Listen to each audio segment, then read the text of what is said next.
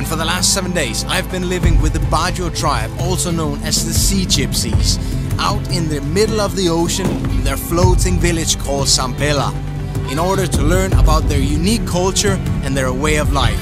So let's get started from the very beginning of this incredible adventure. Let's go.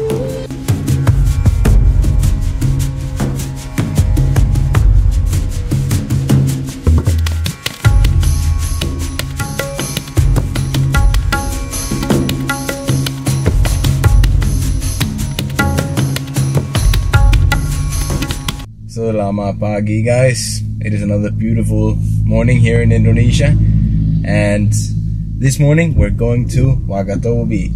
Selamat pagi Bu. Apa kabar? Kabar baik. Baik. Sudah nonton video saya dari Butan ya? Suka? Bagus. Wah, terima kasih Bu. Halo para sahabat QNC Opposite Channel. Kita berjumpa lagi di dalam sebuah cerita yang ingin saya bagikan melalui video ini, di mana hal ini berkaitan dengan betapa buruknya sikap dan perilaku oknum pejabat yang ada di suatu daerah. Cerita ini berawal dari adanya seorang bule yang viral di media sosial karena terkena marah oleh seorang kepala desa di Wakatobi. Jadi nama bule ini adalah Kristian Hansen. Dia seorang YouTuber dengan 440.000 lebih pengikut atau subscriber. Dia juga merupakan seorang bike traveler yang berasal dari Denmark. Dia kena marah oleh seorang Kades hanya karena gara-gara memperbaiki jembatan yang akan dia lewati. Kalian tahu tidak? Jembatan itu sudah sangat rusak dan lapuk kayunya. Sehingga menurut cerita penduduk, banyak anak-anak dan orang dewasa yang sering terjatuh dan terluka dari jembatan tersebut. Jadi kemudian Kristian berinisiatif untuk mengumpulkan sumbangan melalui akun YouTube-nya. Alhasil, dia dapat mengumpulkan uang senilai 75 juta rupiah. Dan tentu saja, penduduk sangat senang sekali. Mereka bekerja sama, bergotong royong, memperbaiki jembatan yang dimaksud. Gara-gara aksi Kristian, hal tersebut menarik perhatian para donatur di Indonesia, dan kemudian mereka dapat mengumpulkan lagi uang sebesar 50 juta rupiah yang kemudian diperuntukkan untuk memperbaiki masjid yang ada di Wakatobi. Nah, di sini masalahnya. Setelah Kristian mengupload video di YouTube, maka hal tersebut menjadi viral. Dan kepala desa kemudian membuat klarifikasi yang mengatakan bahwa dia kecewa karena tidak dikasih tahu terlebih dahulu. Dia marah, kemudian mengatakan bahwa jembatannya sebenarnya masih bisa digunakan hingga 1-2 tahun ke depan. Padahal pada faktanya jembatan tersebut sudah tidak layak untuk dipergunakan. Setelah video klarifikasi dari kepala desa ditayangkan, justru persoalan ini menjadi tambah viral lagi, dan banyak komen-komen dari para netizen yang salty dan julid masuk mempertanyakannya. Kira-kira menurut kalian, apakah Kristian salah dalam membantu memperbaiki jembatan dengan uang dia serta donasi yang masuk? Kalau menurut saya sih, sebenarnya Pak Kepala Desa harus senang dong, karena ada orang yang peduli dan mau membantu untuk memperbaiki jembatan, sehingga dia bisa menghemat uang untuk proyek-proyek yang lain. Kenapa harus marah? Atau mungkin Pak Kepala Desa malu kali ya, karena ada orang asing yang turut serta membantu memperbaiki jembatan yang sebenarnya merupakan tugas yang harus dia kerjakan. Dan perlu kalian ketahui, ini baru satu desa. Kira-kira desa yang lain juga memiliki nasib yang sama untuk kondisi jembatan yang ada di desa mereka. Jadi, bagaimana menurut kalian? The houses in Sampella are either built on coral rocks and concrete or a cheaper version of wooden poles. The wooden bridges that connects them are only changed when the nearby families have enough to pool their savings. But it's expensive, and they often have to resort to cheaper options. And while the kids are in school, the adults tend to their daily tasks. A fisherman has caught some parrotfish and a triggerfish this morning using his spear gun. And several of the women spend the morning cooking. But what surprised me the most, compared to my previous village visits, is the way that the kids play. I've yet to see any kid sitting alone and playing on their phone. The signal here is great and many have phones, but somehow they seem more interested in playing with each other.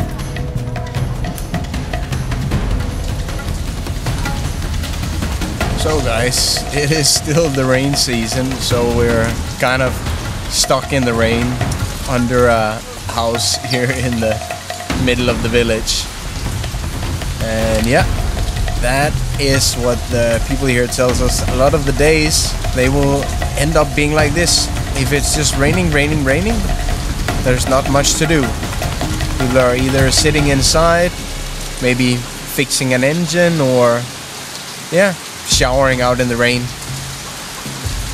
That's one of the things I really love about the village life. It's pretty much controlled by how the weather is.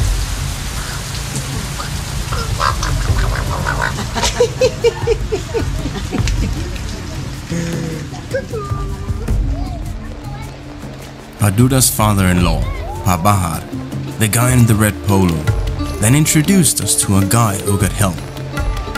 Pa Laito is a wood supplier in Sampella who could sell me some wood for fixing up a couple of bridges. And this way, my money would go back into the community. His price was 3.5 million rupiah, or $250 per cubic meter. I quickly realized that my own funds wouldn't be sufficient, but what I didn't know at the time was that my posts from last night were going viral. So while we were negotiating, donations were flooding in to help. So Palaeto gave me his best price, and I promised him to buy as much as I possibly could.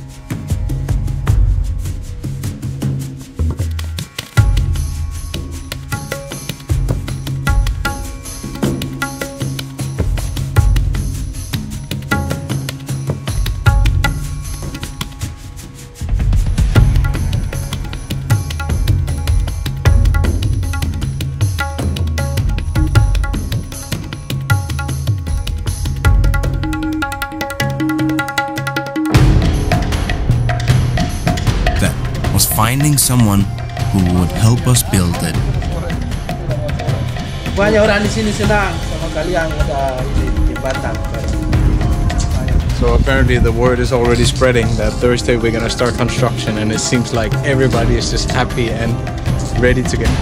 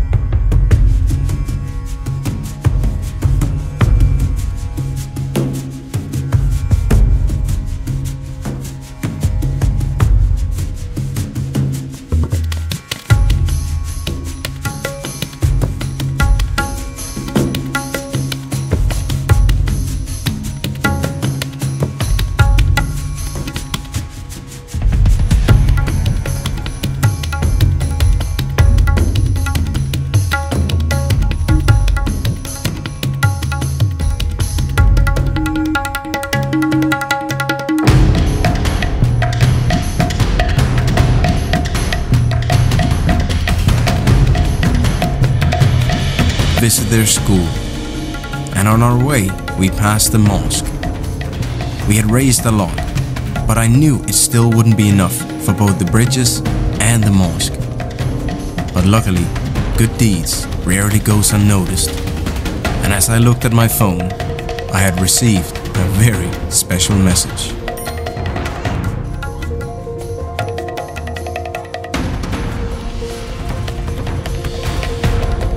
At the moment, 2,180 people lives in the floating village of Sampela, and 50% are the nearby village here to buy water, fresh water, both for drinking and for showering.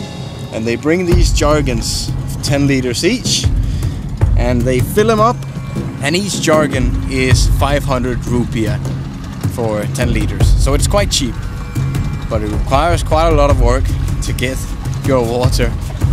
So it really makes you think when you're showering, am I using 2 scoops or 3 scoops? Because the more you can save, the less times you have to go out on the ocean to buy new water. Selalu unduk ke Kaladupa untuk beli air atau? Ya, selalu. Selalu ya? Ya. Jadi kuat ya? Ya, jadi kuat. Kenapa hitam ini kena matahari, kena air? Oh ya.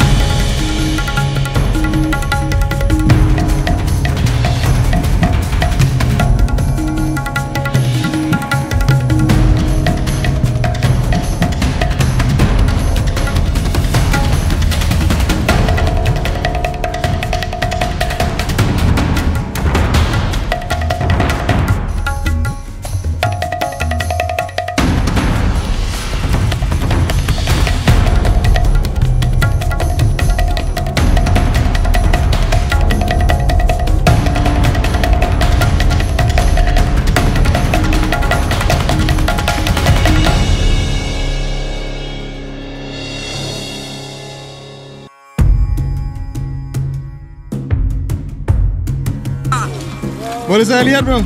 Hey, bagus, bro. Good job. Everyone walks in a long line with a big net, trying to pull the fish together, with something sharp in their hand and a bucket tied to their waist to store the fish. And once the tide gets low enough, it's every man for himself. This doesn't happen very often, so once it does, they'll try to catch as much as they possibly can. And the kids absolutely loves it.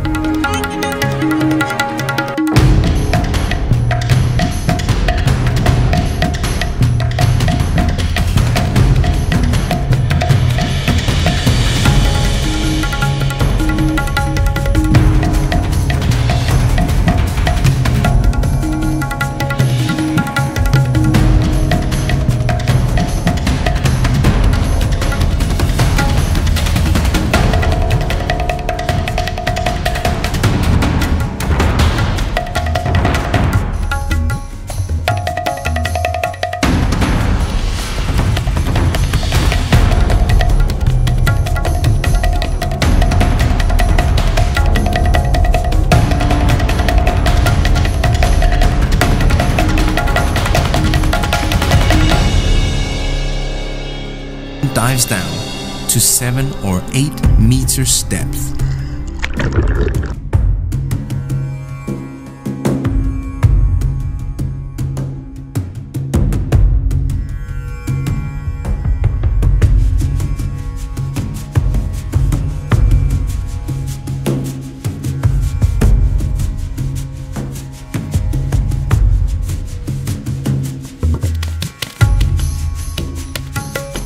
Besok bisa jalan di tempat jembatan bagus. Tidak melihat mana yang lubang, mana yang mau patah. Mungkin besok biar kita jalan begini tutup mata sudah. Tidak pikir oh nanti saya jatuh di sini ada.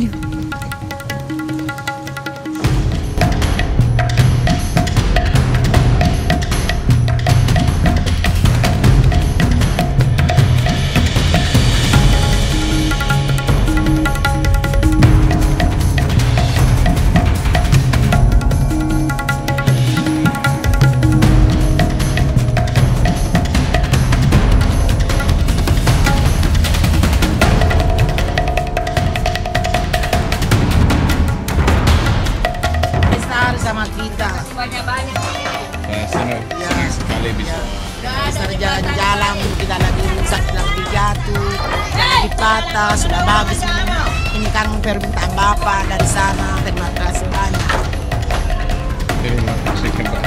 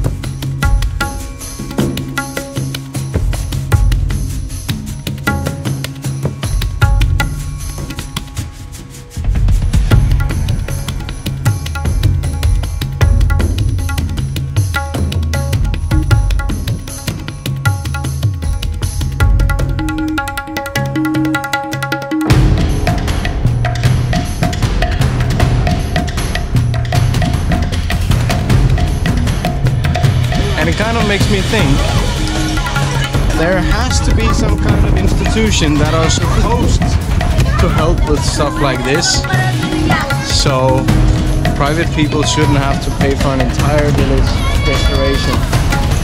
But for now, I'm just so happy that we can help when there is no one else to help.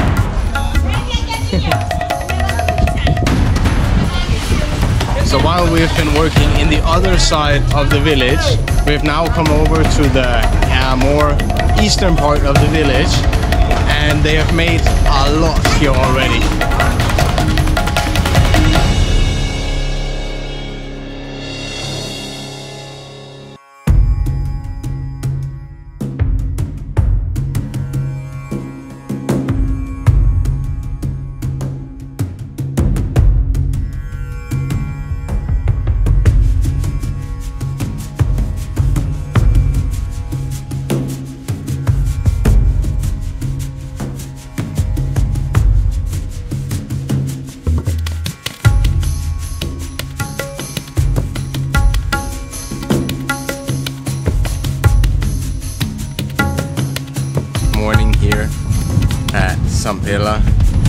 And it started just perfect.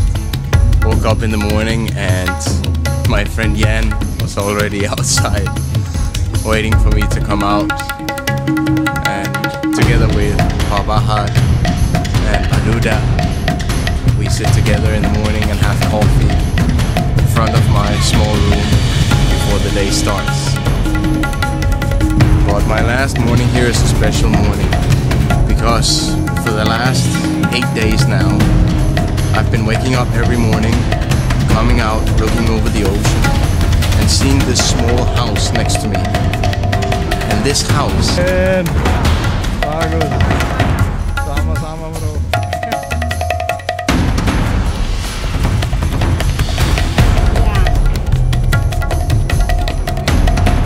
It was time to say goodbye to Sampela.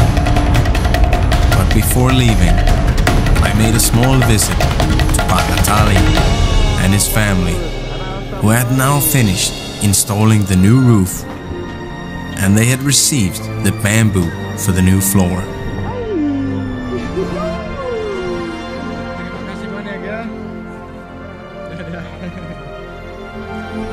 The 50 million Kitabisa has donated will help a lot, but we still have a long way to go before being able to finish the restoration and the ongoing expansion, as the mosque is simply too small to fit everyone come Ramadan.